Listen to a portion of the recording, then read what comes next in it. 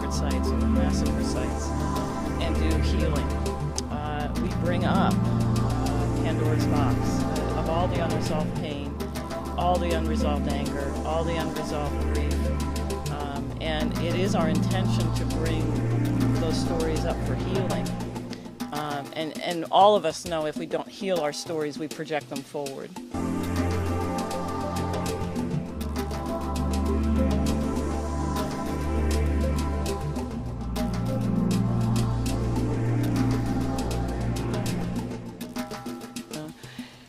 That drum just has a vibration that works on the land, and it works on the history of the land very strongly. And Indigenous people are so connected to those stories, both the positive and the negative stories of their lands.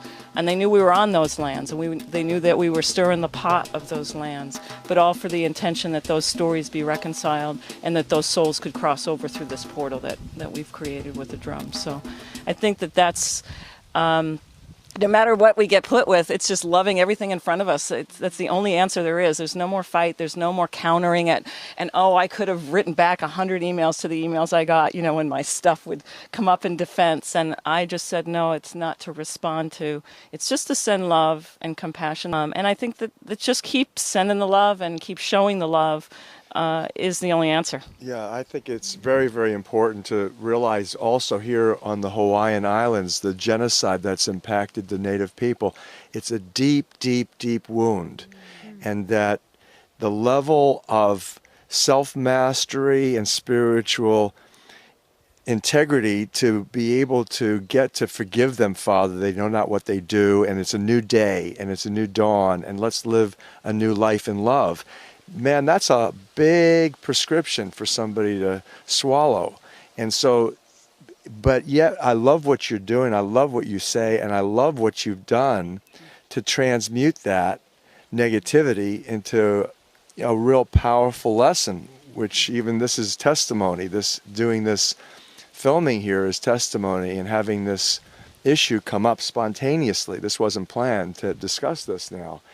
But we here in the Hawaiian Islands, and my brother Zion, who's doing the filming, is a native Hawaiian, and he's a native North American. And that this is one of the most critical issues on this planet today, because of all of the cultures that literally the Anglo-American genocidal mechanism has hurt, violated, to the extent that this wound is in our hearts. And if we really want now to evolve into the Messianic age, 1,000 years of world peace, and have it all, everybody get what they deserve and they want in their hearts, then we have got to achieve the level of mastery that you have articulated. That is, we have got to get to the same level where you can say, I could fight you, and I could battle you, and I could battle you with weapons or words, but it ain't going to do us any good. Let's get down to what's really real, which is the love in our hearts. And I'm sorry if you're feeling bad because your ancestors and you've been traumatized and abused by people who were not my friends and not my family, and I didn't share my ideology. But the fact is now we have a new world to create, to co-create with the Creator and each other. And so the question becomes, how can we best accomplish that? And that is by conflict resolution, open dialogue, communication from the heart, not so much from the head, and really embracing each other as brothers and sisters. I think it's a very, very important theme of not just Live H2O, but for every activist group today that's evolving.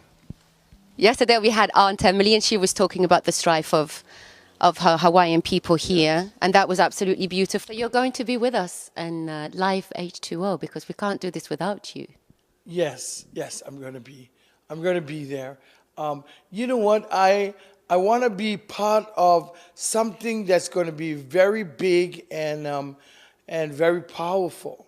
And the thing is, as a native Hawaiian here in Hawaii, and that I know the living water, and the living water comes from Akua, I want to send it out to the rest of the world. Yes, and not everybody knows that aloha spirit, and that's why I'm loved by a lot. And I went to Washington, D.C. on the 17th and came back on the 22nd of January 2009. And when I had the thought to go to Washington, D.C., Akua's thought to me was, Emily, you need to go and take the Aloha spirit with you. So I see how Akua works. Yeah, that's why I love to pray and I love to be in that spiritual realm, because he always opens the door for me. Yes, he in whatever I want. Yeah. So Akua, just so that we're clear on this, Akua in Hawaiian means the creator. Yes, the creator. So tell me, what does aloha mean exactly? Well, aloha means love, and I think that's the true essence of aloha is love. Yeah. And this is what Live H2O is all about. We're sending out the love to the rest of the world. Yeah, it's so important. You know, I think what happens is, because of the love of Akua within me, I can be able to love all. And, you know, it's such an awesome thing, because not to have barriers and blockage. So tell me a little bit more about your work here. Okay, you know, as the county council lady of this district, my first term when I came in, you know, I was placed as the chairman of the Human Services Committee. And Human Services is about everything to do with helping people. And so throughout the island, we have different human services groups that help the poor people, help the handicapped, help the, The needy. mental health, the needy, drug addicts, you know, just all kinds, children. When the children are working, they have this Boys and Girls Club. They take care of the children while the parents are working. So is it solely, is it a lot of Hawaiians that are suffering here on the island? A lot of the Hawaiians are suffering, and a lot of them are in jails. Why is that? I think, you know, they get, a lot of them sometimes get angry for some of the things that have happened in the past pertaining to our culture. You know, like our queen got overthrown. Now this happened over 100 years ago now, 116 years? Yes. How does that feel as a Hawaiian here to have been impeded by the Americans here over 100 years ago? Well, for me, you know, I have to say, because I used to feel angry when I was younger, but because I have brought Akua in my life, he has helped me subside in the anger, get rid of it, and live for now. Yeah. But before I had him in my heart, in my life, I used to feel the anger. And I went through it myself. I used to have bitterness and anger because of what was done to my queen, and some of the... What was the name of the queen? Queen Lili'uo Kalani. And so, you know, back in '89, I was arrested for the first time in my life. I protested against geothermal that, you know, came to our town, and they're going to build a big plant in this rainforest called Vaukele Opunam. I protested and I got arrested. The day I got arrested, I started to sob. It wasn't just cheers, it was like deep sob from within the spirit. And I was thinking to myself, is this how my queen felt when, you know, she got faced with gunpoint and had to give up her monarchy? So how can we help that? How can we empower back the Hawaiian people to your own land? Right now, I'm working on a legislation to try to see what we can do. You know what? We know that things went down that was wrong. And so I'm not too sure how it's going to work out, but I'm going to try.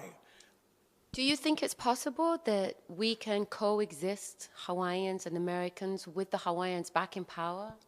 Right now, you know, there's people, different sovereignty groups in our community that have been trying to work towards gaining back sovereignty for our native people. I'm pretty sure. I'm sure we could. Yeah, it's just that our people would have more chance in surviving. Yeah, because right now our prisons are filled with our native people, and I'm not too sure how much percent. I know it's more than half that is Hawaiians in the prison system. What are the crimes most often being committed? I think most of the crimes is drugs.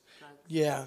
So these drugs come from other countries. I don't know where they come from, and then our people get corrupted by using these drugs, and then that throws them into jail, and it's almost a process of genocide.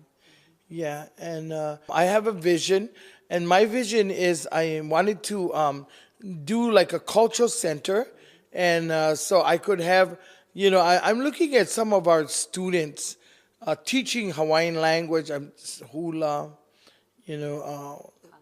culture, food preparation, just drum making, everything and anything that is of our culture. Because I really, I'm tired of other people trying to sell our culture and try to get rich off of us. In reality, that's one thing about me I'm sorry, but I gotta tell the truth. So I'm sick and tired about everybody else getting rich on our culture. We should have our people presenting our own selves to the world.